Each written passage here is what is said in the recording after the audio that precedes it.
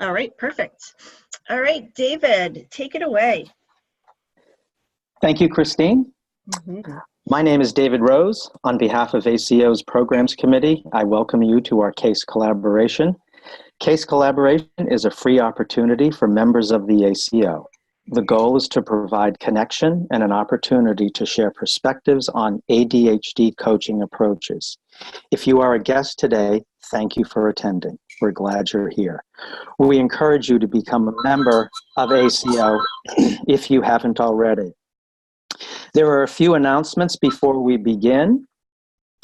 CASE collaboration calls are on the third Wednesday of the month at 10 a.m. Eastern, so mark your calendars to join us. For those joining us by phone and not able to see the slide, upcoming topics include powerful questioning and direct communication for adults in April. And as a committee, we thought that powerful questioning and direct communication would be a popular topic, so we thought we'd devote the March call to student clients, and the April call will focus on adults. Also, the recordings from the CHAD ADA ACO conference are now available. If you attended the conference, it's $70, and if not, the price is $95. There are 63 sessions on a 2 gigabyte drive, and no, unfortunately, you can't purchase individual sessions. If you didn't receive an email with the information and you are interested in purchasing the recording bundle, add a note when you send your opening and closing word, and I'll send the link to purchase the recordings along with your CCEU for today. As a group, we're learning and improving our use of this technology. We have two main goals that are a bit at odds with each other. We want to have a true collaboration with active participation from those on the call. We want the experience to be smooth and enjoyable for all with minimal sound issues, and one of the best ways to do that is to be muted unless you are speaking in that moment. We're going to take a minute now to show you some things that will help all of us to work together to meet both goals. When you move your cursor to the bottom of your screen, a black toolbar will appear. There are three things that are important to us here. Number one, at the left corner, there is a microphone icon. Click the icon to mute and unmute yourself. Go ahead and try it right now. Notice that on your picture next to your name, you can see if you are muted or unmuted. Muting your line when you're not talking controls background noise and feedback sounds. If you participate during the call, please remember to mute yourself again after. If you are joining us by phone, we finally know some codes for you. *6 mutes and unmutes your line like an on-off switch. Number 2, you can participate in 2 ways, by raising your hand or typing in the chat. We will do our best as facilitators to monitor these areas and call on you to participate. To raise your hand, go back down to the black bar at the bottom of your screen, then click Participants. A panel will open at the side of your screen and you can see your name along with everyone else on the call. Do you see the button where you can raise hand? Click that now. See how the hand shows up next to your name? Click it again and you put your hand down. After you've participated, please remember to put your hand down so you can see clearly who else is ready to participate. I know it's hard to remember. We'll try together. If you are joining us by phone, you can raise your hand by using *9. Use *9 to raise your hand and lower your hand like an on-off switch. Number 3, another way to participate is to type in the chat. Along the bottom toolbar again, click Chat. A panel will open at the side of your screen. At the bottom, you should see To Everyone. You can change who you send a chat to. When you click Enter, your comment or question will be sent. Go ahead and try that now. We'll be monitoring the chat box too, and we'll bring that into the conversation when needed. One last tip that solves 90% of sound quality issues, especially echoes and feedback, is for you to use a headset. When the sound comes out of your computer speakers, It sometimes gets picked up by your computer's microphone and causes echoes. If the sound goes through your headset straight into your ears, it doesn't interfere with your microphone, and there is a much cleaner sound. You can get a CCEU for your participation in today's call. To receive it, please email the opening and closing word to cceu@adhdcoaches.org within 24 hours. Today's opening word is working. Note the email address has changed. It's David, Yes? I'm sorry, it's curious. It's Is what's on- curious? Yep, it's on the screen. Yep, Curious. it's on the screen. Okay. Yep. It's curious. Sorry about that. No, that's good. Again, today's opening word is curious, spelled CURIOUS.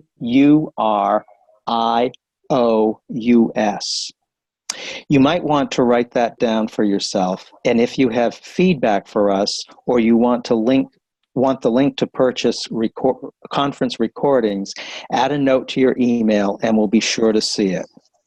For today's case collaboration format, Krista Hopp will facilitate our group conversation on the topic of powerful questions and direct communication with students. There are a couple of changes to note for today's call.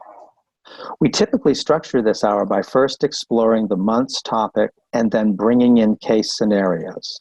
We thought we'd shake it up a little today and blend the theoretical with the practical, inviting you to bring in examples of your own experiences with our clients on powerful questioning and direct communication throughout the conversation. Krista Hopp, I'll turn it over to you.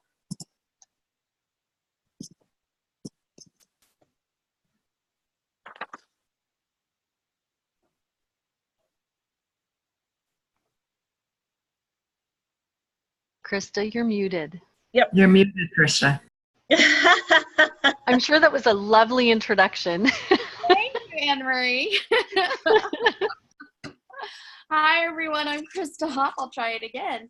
I'm an executive function ADHD coach working mostly with children. And today we're going to talk about powerful questioning and direct communication. And I'm so sorry. This program works a little bit different than the slides I'm used to. So we decided to break this up between adults and students because, let's be real, they're different. And that's why we thought we would do it differently this month. Before we begin, though, let's talk a little bit about why students may be different. Before we can talk about powerful questioning and direct communication, we really must consider that the following items will impact both. So sharing with parents if a child has more than one diagnosis, that coaching will often be a longer process. I think that's so crucial. If we know that a child's coming to us with a diagnosis of ADHD, dyslexia, dysgraphia, even on the spectrum, we need to make sure that we're explaining to parents that this is not going to be something that happens quickly, and that usually the more diagnoses that we add, the longer the process it's going to be. We also want to make sure that we're getting the buy-in, the agreement. And, you know, for that, we want to make sure that we make the team feel comfortable.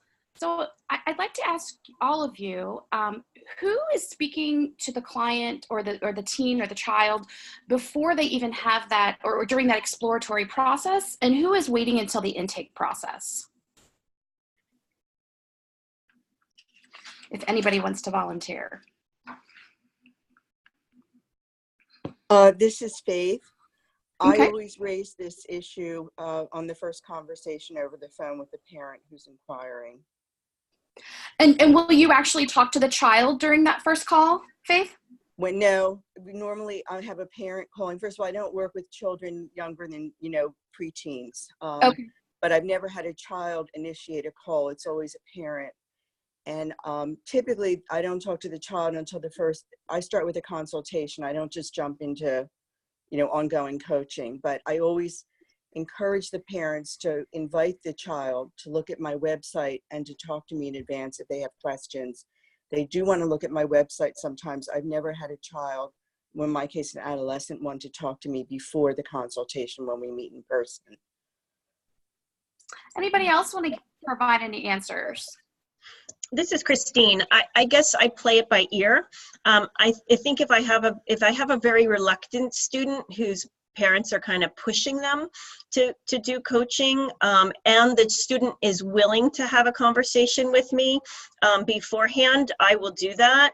But oftentimes it's not until the intake session that I'm talking with the student.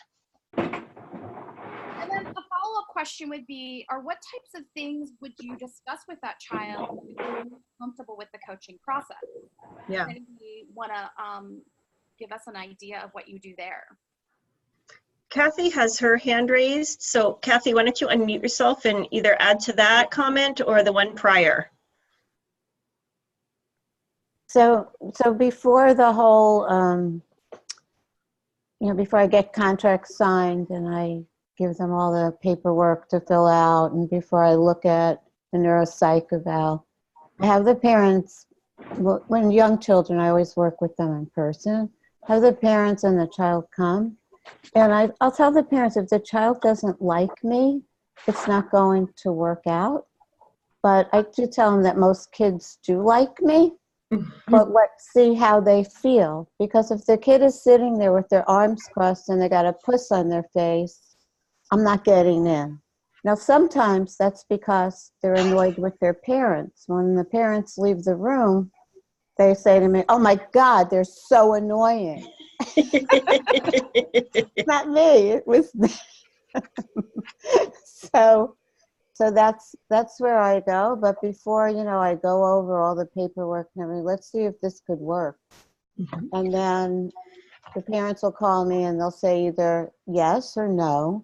Plus, I want to see the kid. Is the kid capable of having honest communication? Sometimes they're too immature to do it. Mhm. Mhm. Thank you, Kathy. Yeah. You're welcome. Yeah, thank you. Suzanne, go ahead and unmute yourself and contribute to our conversation. Hi, everyone. To start with, I generally talk to the parents or the sponsor for the first call, and they're usually querying with more theoretical kinds of questions and finances and those logistical things. And then I invite the whole family to come for the initial interview. And then I just split the session. I tell the parents that we'll meet as a family first, and then I'll take some time with the student or child individually afterwards. So I'm kind of in agreement with the last speaker that I kind of play it by ear, but the family is just so helpful to see everyone interact. Mm-hmm. Yep. Yeah. Very nice. Yep. Thank you, Suzanne. Faith, go ahead. I agree with emphasizing that the child has to like the coach and be interested in the coaching. And I actually won't meet with a family for a consultation unless I know that they've already spoken to the child and the child's at least open to it. And what I tell them is, if your child absolutely is not willing to consider it at all, and I say the same thing, usually I get along with kids, they usually like me. I encourage the parents to come for just parent coaching. And sometimes that happens, and then down the road, the adolescent decides that he or she does want to try it. But I agree. I mean, you can't coach somebody who doesn't want to be coached. And I really lay the groundwork as best I can so that that initial meeting will be a good experience for everyone. Thank you. Thank you. Michelle. Oh, I'm sorry. Is it okay, Krista, if we go one more? One more. Mm-hmm. Yep. Go ahead, Michelle. Get her. I can't see myself. Yep, you're good. You're unmuted now. I know. I just can't see myself in any of the pictures. I've like Oh. it's weird. Yeah. Anyway, so I'm like, where am I? So I almost always have a conversation on the phone or by video with the student ahead of time. Almost always. Unless the parent thinks it's really not a good idea for some reason, or they won't react to me that way, but it's pretty rare. So usually I'm getting on the call with them and saying, so what have your parents told you about this coaching thing? And they usually say, not much. And then from there, I go on to just kind of ask them. I actually have a similar conversation that I have with their parents on some level when I'm describing how I work and what I do. And I also ask them what they want to work on. And so I'm already getting a head start. And I'm getting a gauge of whether they're interested, how they feel about me. And I'm getting a gauge of how I feel like if they're ready for coaching. And there have been a few that I've said, I don't think they're ready. And I've talked to the parents afterwards. Not often, but usually, but that's happened. Thank you. Awesome. Not really valuable to talk to them ahead of time. Yep. Yeah. Thank you. So building rapport takes time, and it's so crucial with students. I love a quote that I found from Dr. William Dotson, where he says that kids with ADHD will receive 20,000 more negative messages than their peers without ADHD. So for me, I don't find it surprising that a student actually comes to the coaching process a little bit hesitant, a little bit defensive, because I understand this. And I probably am a little unique in the fact that I feel like sometimes that rapport with a child might take a little bit longer. And so I might actually start working with a student who might be a little bit hesitant. And I've actually had some of my best relationships with students like that, because they really earn my trust because I give it time for that relationship to build. So, but I like to hear how everyone does things a little bit differently, because I think it's so important for us working with kids to know that it really is kind of a unique field, I think, because our kids are so different. So we also, we're going to know that they're, sometimes defensive, and also making sure that we know that often students take things as criticism, even though we're not trying to be that way. They're going to take it on as criticism. And so as coaches, sometimes we have to make sure that we're saying like, hey, I'm not being judgmental. I'm not trying to get on your back.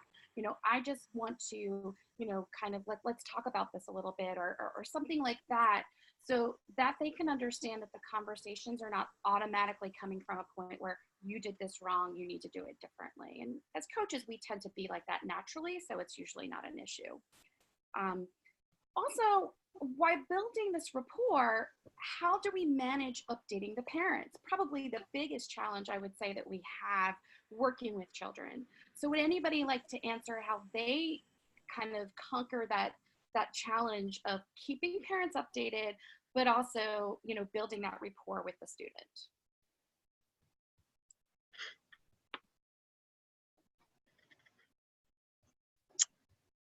Faith, do you have a comment? Yes.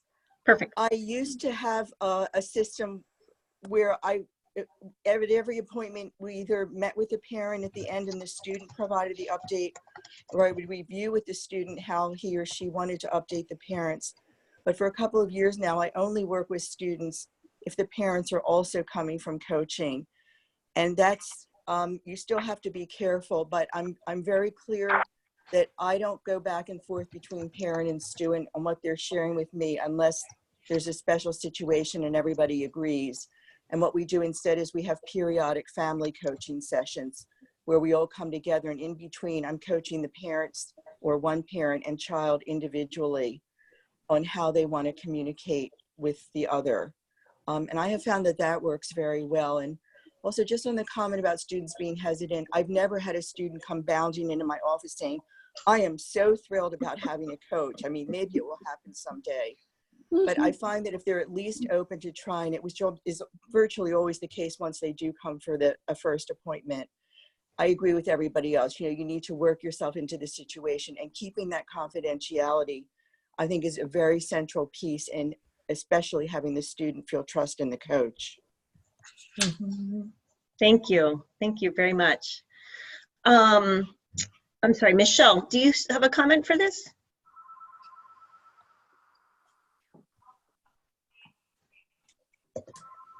Well, I can jump in if Michelle's not there or she's unmuting. So I personally do kind of two things when working with students. One is I use a shared Google Sheet. Most of my coaching, I would say, is probably more academically based, just because of the type of students that I'm working with. But we use a Google Sheet, and parents have access to that Google Sheet, and students are aware of that. And so, we kind of add things together during that appointment, and then parents have access to that. If I'm going to have a direct conversation with a parent, I'm always getting that student's permission and letting them know what we're going to be talking about. I always want to keep that line of communication open, and even expressing to the student, like, listen, I don't want you to think I'm talking behind your back about something, so I'm going to be very upfront and let you know, like, what I'm going to be saying to your parents, or even therapists. Like yesterday, I was talking to a student about the fact that I wanted to touch base with her therapist, and literally spelling out what I wanted to talk about so that she was aware of that. Yeah. And then I think the last thing is, before we kind of jump into the direct questioning and powerful questioning and direct communication, is phone versus in person, because I think that's another big consideration. When will we use video chatting to do coaching? When is it really imperative to see someone in person? Like, is there an age that we kind of find that we can make that switch over? And does anybody want to contribute to that? I know that Peter has his hand raised. Yes, thank you. I was just kind of a very obvious thing on rapport in the first call with the student, just finding out what their interests are, whether they are sports or, what they're interested in is the easiest way to start building rapport. What did you just ask, Krista? I asked about phone versus in person. Like, when are you comfortable working with a child on a video chat or a phone? Yeah. So my thing is to try and be visual somehow for at least say 2, 3, 4 calls, and then I find that after a few, whether it's in person or doing a video chat of some kind, that once the comfort level is there, that then sometimes the phone seems to work at least as good or maybe better in some cases. Thank you, Peter. That's great. And I just wanted to read the comment from Anne Marie that, she always lets the student and the family know that the person, the student, is more important to her than kind of the grades. So really kind of getting to that who of the student versus, it sounds like getting to the who of the student versus kind of the let's attach these grades to who you are. So thank you, Anne Marie, for that. Nancy, you have your hand raised. Yeah, am I unmuted? Yes, you are. Hi, yes. I wanted to make a comment about the parents and then the working in teams. In all my coaching, I always get a release form up front to talk with any therapist or other helping professional in the beginning, just because it seems pretty odd if as things go forward, you say, oh, by the way, I need to be in touch with your blah, blah, blah, because that makes the person, in my mind, feel a bit broken. So I get that up front. And then the other thing, I think it's extremely important to set clear boundaries with the parent, because and let them know how and when you will be in contact and under what circumstances, and especially them being in contact with you, because I've had some pretty difficult cases with helicopter parents, constantly contacting me. And so I kind of look for that in the very first discussion that I have, even before I start the initial intake, or even if I do, letting the parent know that this is,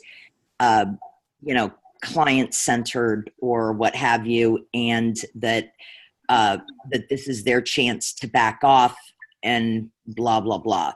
You know, of course, I continue to have contact with them, but in a structured way. Mm-hmm. Mm-hmm. Yep. Yep. Great. Thank you very much, Nancy.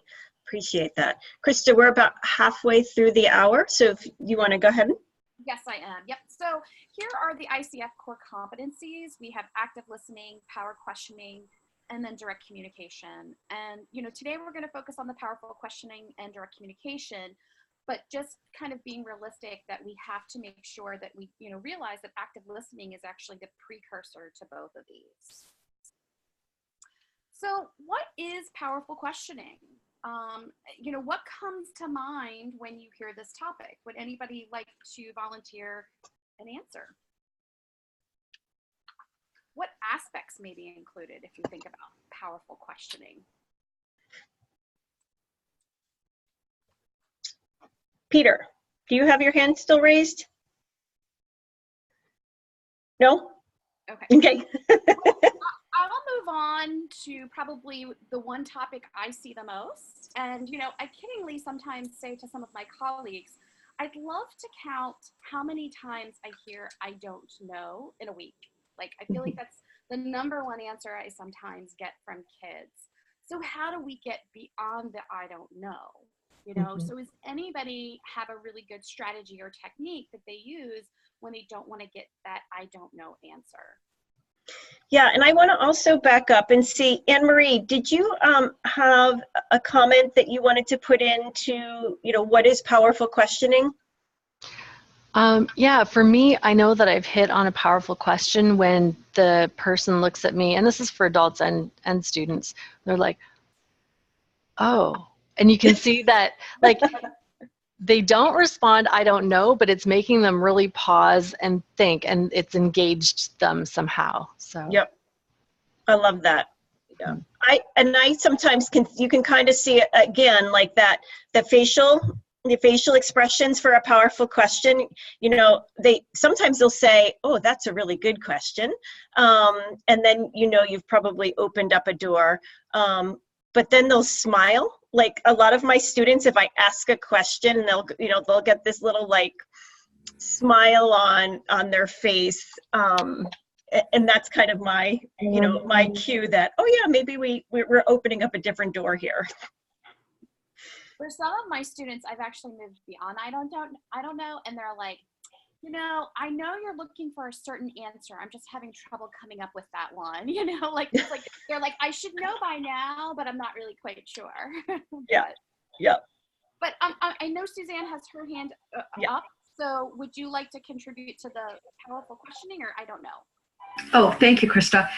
Yes, for I don't know, I very often realize that the children who are saying I don't know a lot are the processors. They're the kids, when you're in the front of the classroom, you wait 7 seconds, and you'll notice there's 1 hand when you start, 5 hands, 8 hands, and by 7 seconds, there's 12 hands. They're the processors. So what I do is I just either take time and say, take your time, and I wait, or I say, well, you know, if you did know, what comes to mind? Mm-hmm.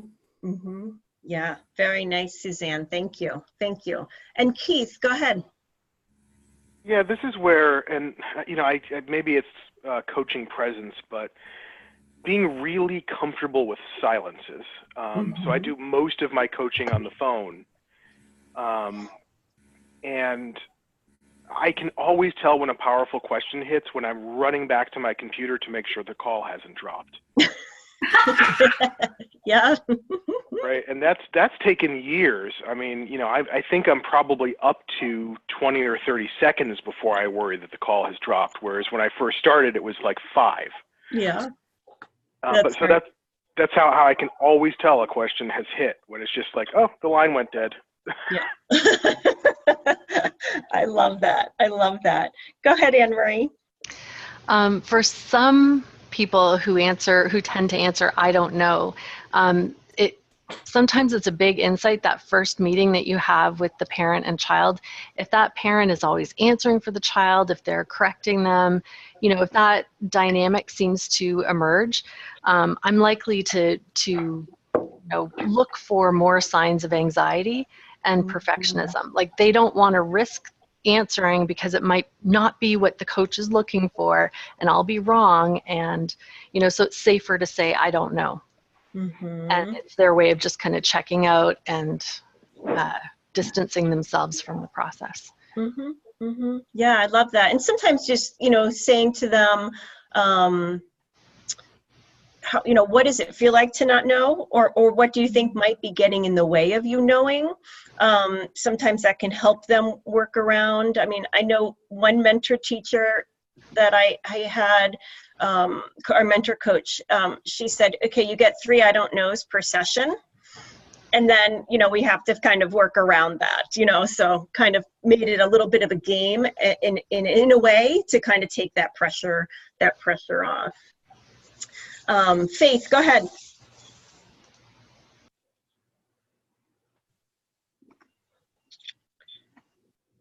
Faith, do you have something you would like to contribute? Sorry, I forgot to unmute myself. Oh.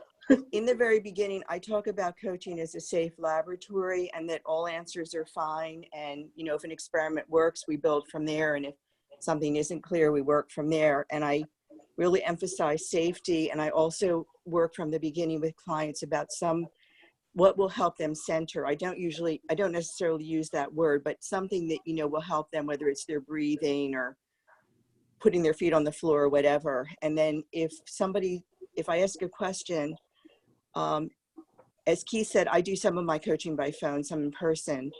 If we're in person, I'll say, take your time, you know, use your, you know, whatever technique they may be using. I said, I'm just going to sit here with my eyes closed so that you don't feel like I'm watching you, and let me know when you're ready to talk. And on the phone, I'll say basically the same thing. You know, I'm sitting with my eyes closed, and obviously then I really can't see them. I said, but I'm just going to sit here with you and just let me know when you're ready and you have something to say. That helps a lot. And then if somebody really is stuck and they just don't know, I'll often invite them to be my advisor for a minute. I'll say, okay, let me tell you the issue that I'm wrestling with. And then I present myself as the client and say, okay, I have to figure this out, or somebody asked me this question. I really could use some advice. And it's extremely rare that somebody can't come up with some sort of advice. And once they do that, then we switch our roles back. And then we look at whatever they came up with as advice for me when I was playing client. Nice. And that really helps a lot. Yeah, that's great. Thank you so much. Kathy.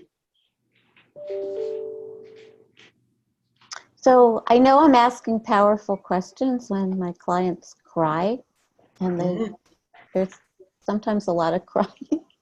It's not sobbing, not out of control, but I'll see the tears, and I'll ask about it, and I'll say to the clients, that's why I always keep a box of tissues in my office, so that they don't feel that bad. But yeah, then I'll ask them about that. What did that bring up for you? Nice, very nice. So, thank you. I just kind of want to piggyback a little bit what on Faith said, like when we have a student who's stuck and just really can't come up with that answer. And some of the techniques I might use are like asking them like what their options are. Like, you know, if you're having trouble coming up with one answer, well, what are several that you could pick from? Or kind of asking their permission, like, would it be okay if I was to tell you some other things that other kids have told me in the past that would work for them? Or also, you know, can I just give you, you know, asking for permission to give them some options to consider. So sometimes kind of giving them those choices, so it just makes them, you know, a little bit more comfortable in that moment in the coaching process. Yeah, excellent. Michelle, go ahead.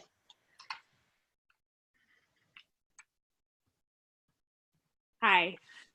So I think I do like almost everything that everybody else has said, which is all such great advice. And then Krista kind of basically said what I was about to say, which is sometimes they need a little help depending sort of on their capacity, on their level, on their ability to to think for themselves, to think of those things. So I think of it like scaffolding, you're giving them sentence starters.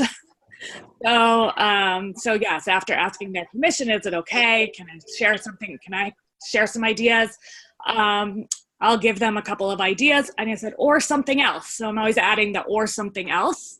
And then sometimes that just kickstarts their way of thinking of it for themselves. Nice. Very nice. Thank you. Nancy, would you like to add something? Yes, I want to ditto every single thing that everyone else has said. And then also add a couple things, and I apologize, I've been scribbling notes on a scrap of paper here. So these are all going to be kind of out of order. But one thing I do in the intake session with especially, college students is I ask them what are the things that they're going to say and or do. But for this instance, what are they going to say to me? What are the kind of like white lies? Or, well, I ask them, what are the things that you might say during the coaching process when you're trying to hide something or blah, blah, blah, that type of thing. And I'll usually preface that by saying, oh, by the way, a lot of college students that I've coached might say that they might say yes when they've done something and they really haven't or whatever. But I try to figure out what their glitches might be ahead of time. And some of them might say, oh, I'll just say, oh, I don't know. That, for example, with this question, I don't know. Oh, so how do you want me to respond to that?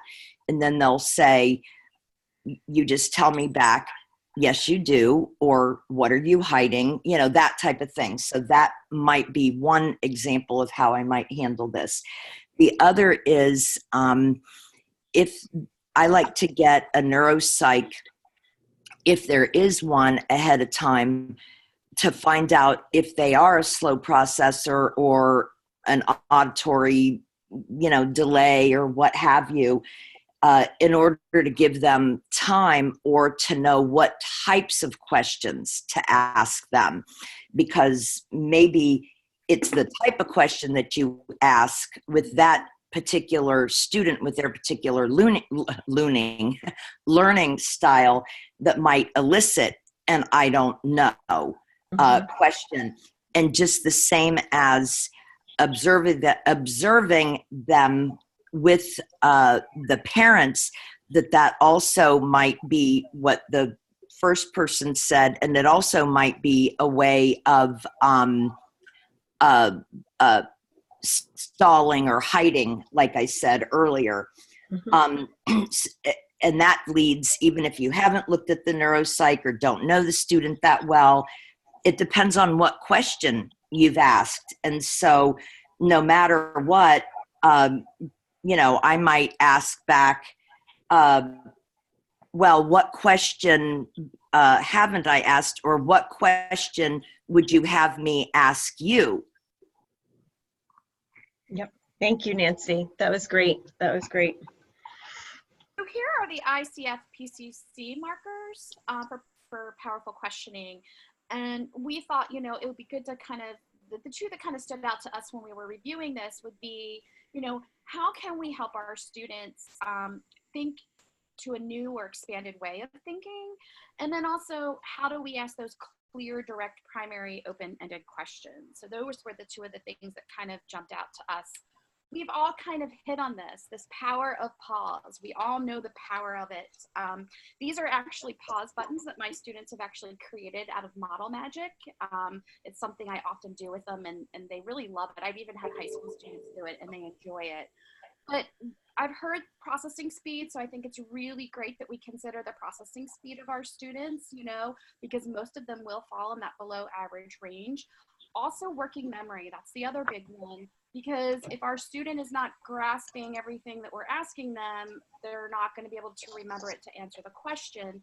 So sometimes we have to be aware that we want to repeat things and even possibly even write them down for our students if they can't, remember everything that we're kind of saying in that moment. So let's move on to what is direct communication. How can we discuss things and how can we present things without being judgmental? How can we use different phrases so that we are, communicating with them and we're being direct, but not directive? And that's probably the big question is what is the difference between direct and directive when working with students? So does anybody have an answer for that one?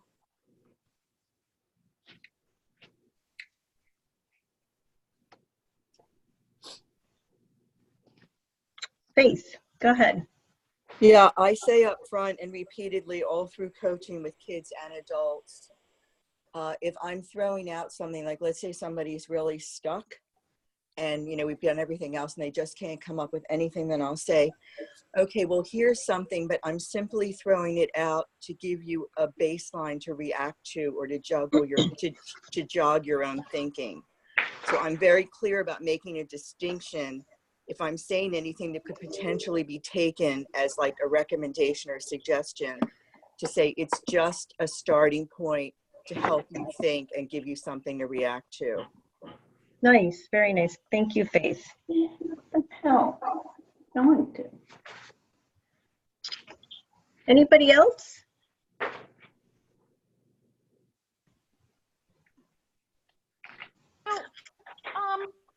I think it's also important that, we kind of don't beat around the bush with students. Like if we kind of piggyback to last month's case collaboration, when we talked about setting up goals and having that agreement with the student, and how do we kind of carry over from session to session the fact that we're going to work on their goals, but also be open to, kind of hearing what's happening in the moment. Sometimes it's using that information to kind of be direct, and to say to them, you're telling me you're fine, but if we kind of look at how you were doing with the goals that you wanted to work on, giving us a different message. So, I kind of find with kids that, they're pretty real, and they're going to know when you're kind of giving them a line. And so I think sometimes the more honest you are with students, the more they're actually going to respect you, because they know that you're not going to be somebody who's going to sugarcoat something, So is there any other, phrase that you might use so that, you are using direct communication, but you're still kind of holding them accountable? Because I think this is where this question becomes, is it direct or directive? Is it accountability sometimes?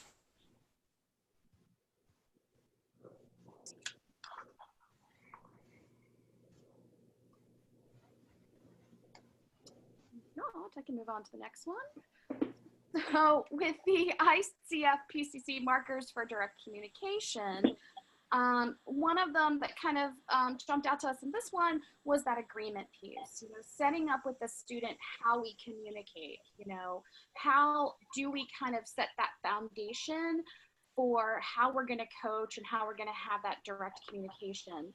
Do we have things where we come up with systems where we're like, okay, so how can I interrupt you if I feel like, you're kind of hyper focusing and kind of going off of a different direction of the direction you said you wanted to go in today?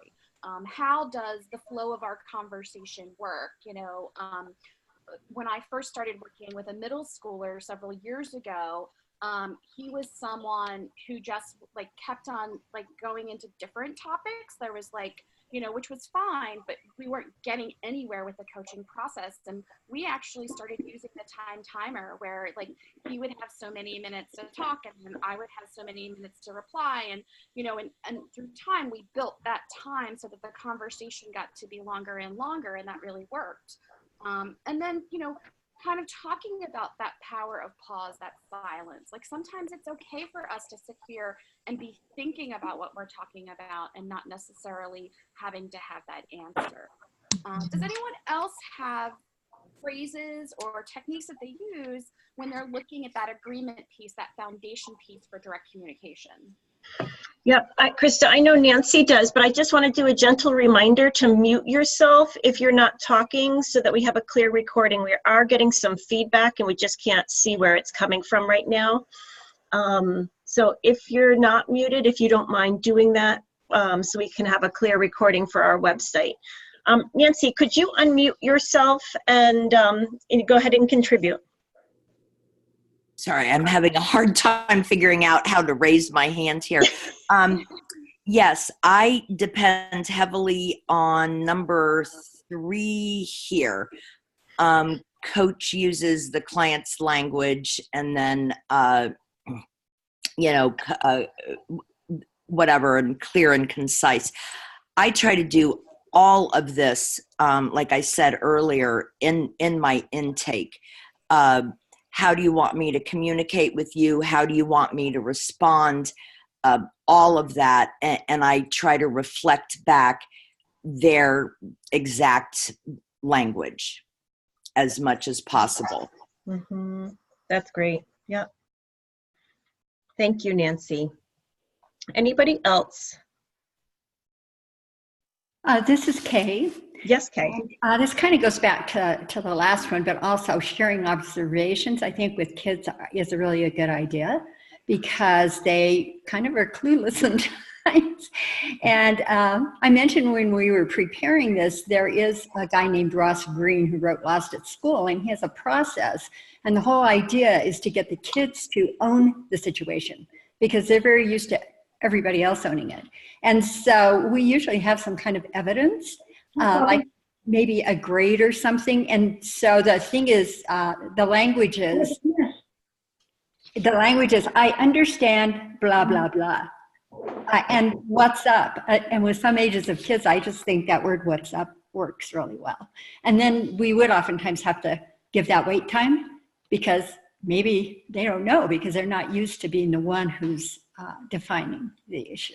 So. Mm-hmm. Yeah, thanks, Kay. That was great. Kathy. I like to tell that I'm working with a college student. He's been with me for like 3 years, and he never sees anything wrong. Everything's great. How you doing? Great, great, great. Until he went home for Christmas break and school asked him not to come back. It wasn't so great, and I had him actually predict what his grades would be, and he was way more optimistic than reality. Mm-hmm.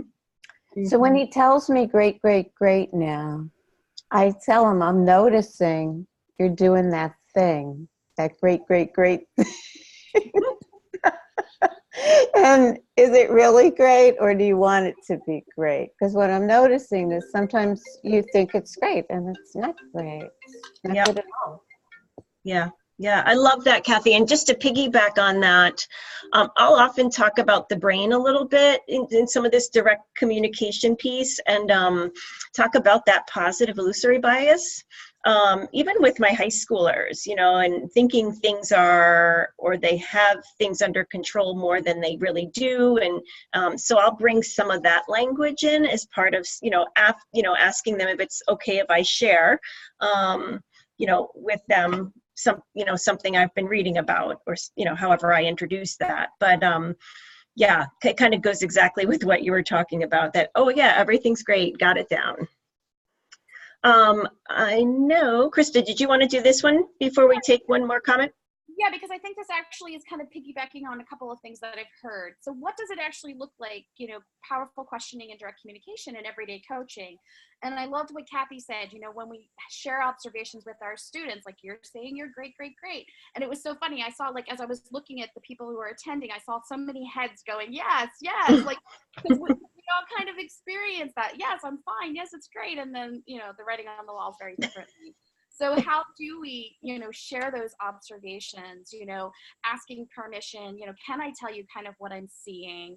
Again, I talked before about using data for goals. I'm a little geeky and I like showing kids the full picture. So we tend to use data and then we use graphs. And I took Gretchen Wegner's course for studying and was taught this process, and I actually love it, and the students really enjoy it as well. It helps us put things together. Self-awareness, our students are not always aware of, kind of what's happening. So kind of making them self-aware of, their responses, or, what is happening, and how do we do that, with the direct questioning and communication and powerful questioning. And, someone else had brought up when we were preparing, like, if we're looking at observations, like, you're saying you're fine, but perhaps, like, what would your parents say, or what would your teachers say?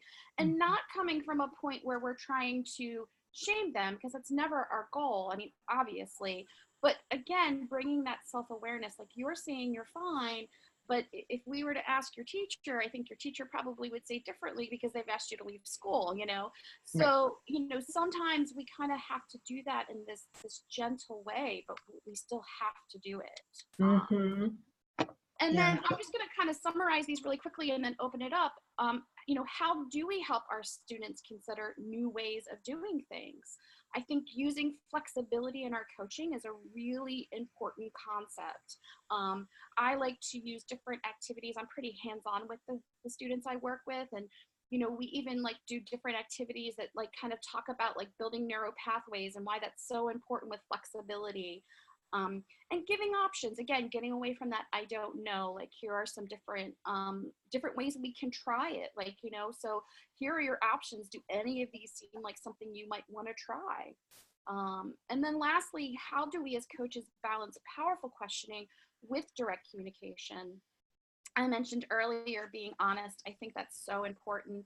I've had so many kids in the past that like have said to me, like, you're the only adult that said that to me. One time I apologized for something, and she's like, do you know you're the only adult that's ever apologized to me? And I was like, wow, it's kind of sad in a way, right? Wow.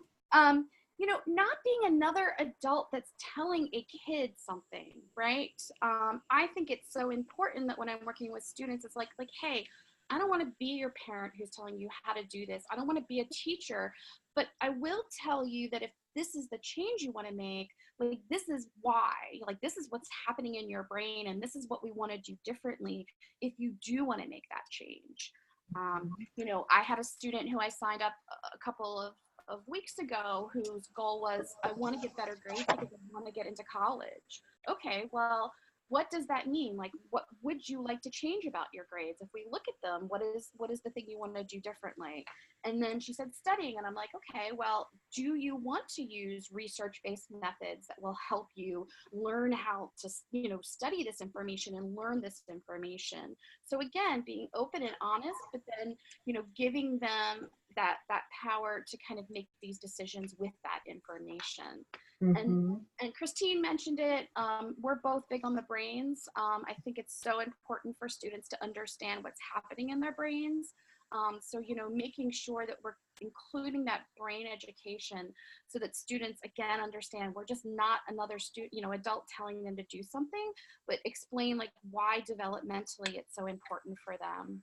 So does anyone want to contribute some more things that they actually do in their everyday coaching that kind of addresses these different things with students? I know Nancy has her hand raised.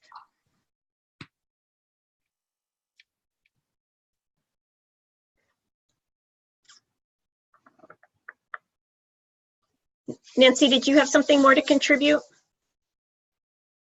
Sorry, unmute, and I'll just speak really quickly because I want to not, be talking a lot. I try to have them identify someone who they believe is successful, whether it's an idol or another student, and then I'll say,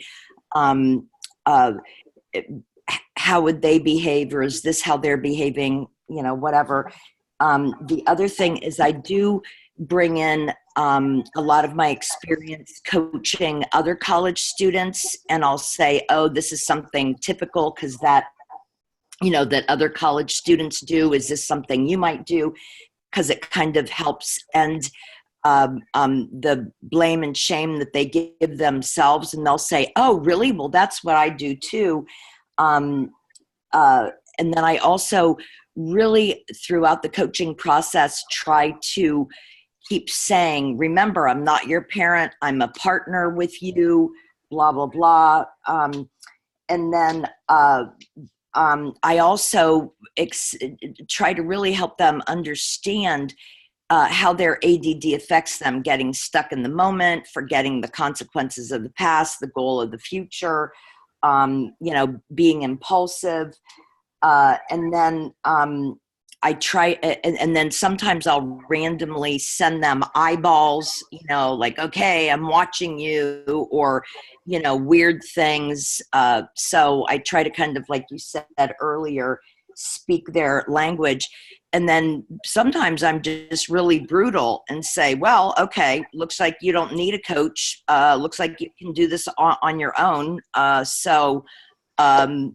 Looks like I'm going to end the coach again. And they'll say, no, so even threats at some point, veiled threats like that sometimes work. So, and I wanted to give an example of students, you said earlier about that one student. Yeah, I coached someone who throughout the entire semester didn't go to class, but my question was wrong. How are things going? Great. And at the end of the semester, he failed. And I said, what went wrong? And he said, I never went to class. And I said, but I was asking you. And he said, no, you never asked me, was I going to class? And so I became so vigilant after that I had one student video himself walking to class. And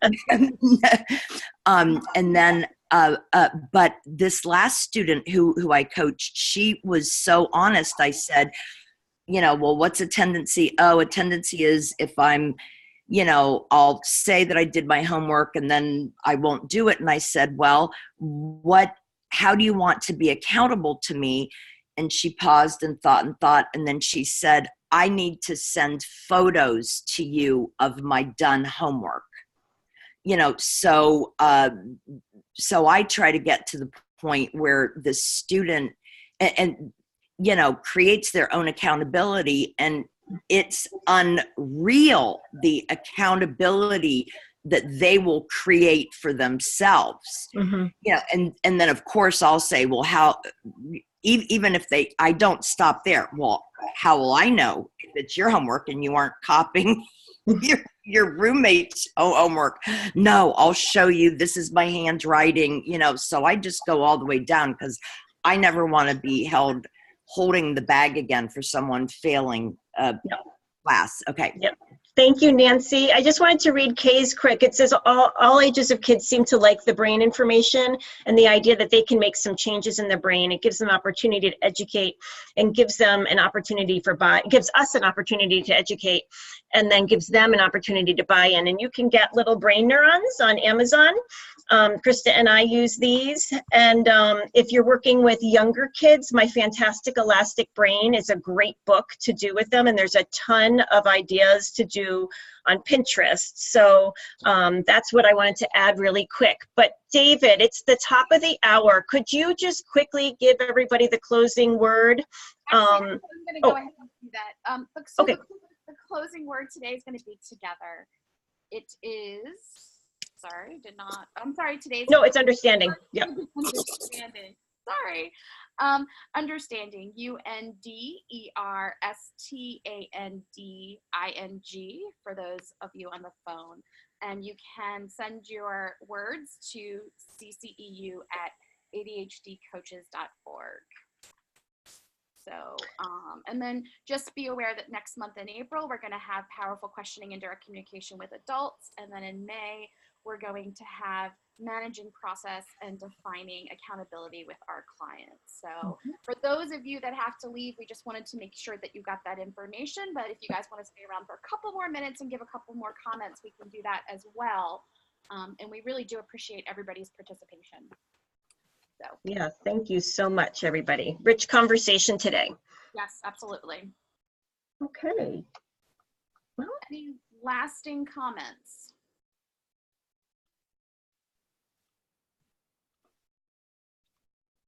All right. Oh, Faith has one quick one, and then Suzanne. Okay.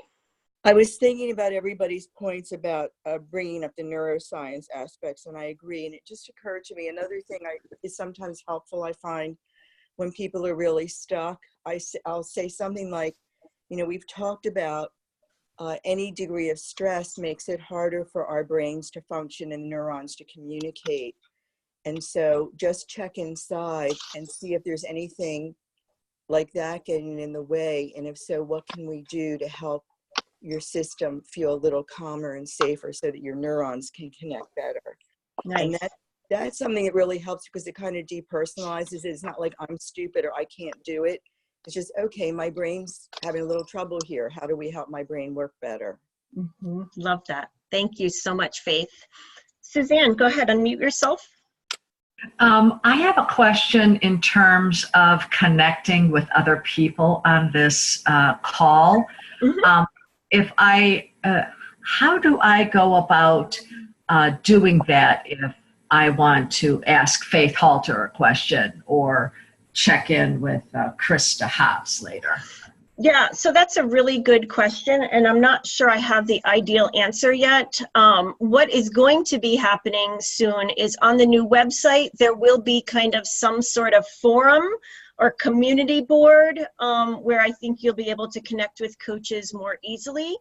I think for right now, your best bet is probably just Google searching and grabbing, you know, the name off the internet and going through their website probably.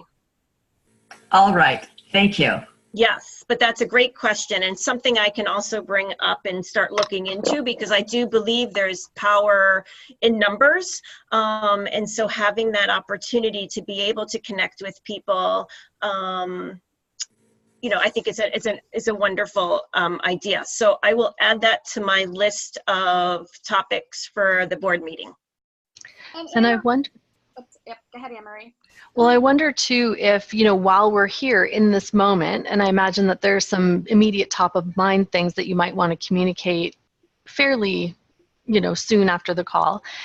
If you go down to where it says the chat right at the bottom, right now there's an option to, if you send a message, it will go to everyone. But if you click that little down arrow, you'll see everybody's name come up. So if you want to private message somebody right now and say, hey, can we connect later? Here's my contact information.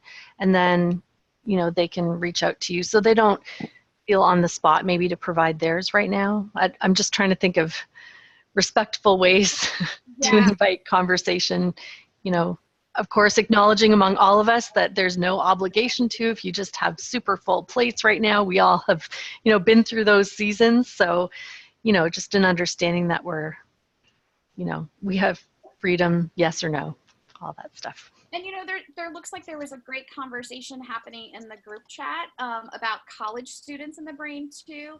It would be so nice if we could, and maybe Christine, I know you're meeting with the board today, if there would be a way that we can kind of have a forum like on Facebook or something where we can kind of continue these conversations. Mm-hmm. Okay. Yep. Awesome. I will look into that and I will try to get back to everybody. Yeah, I will try to get back to everybody. And because I do believe, yeah, I love that. So more communication would be great and we will start to work for that. Great. Thank you so much. This was wonderful. Thank you. Have a wonderful day, everyone. Thanks, everybody. Bye. Bye. Bye-bye. Bye. I'm gonna push the recording.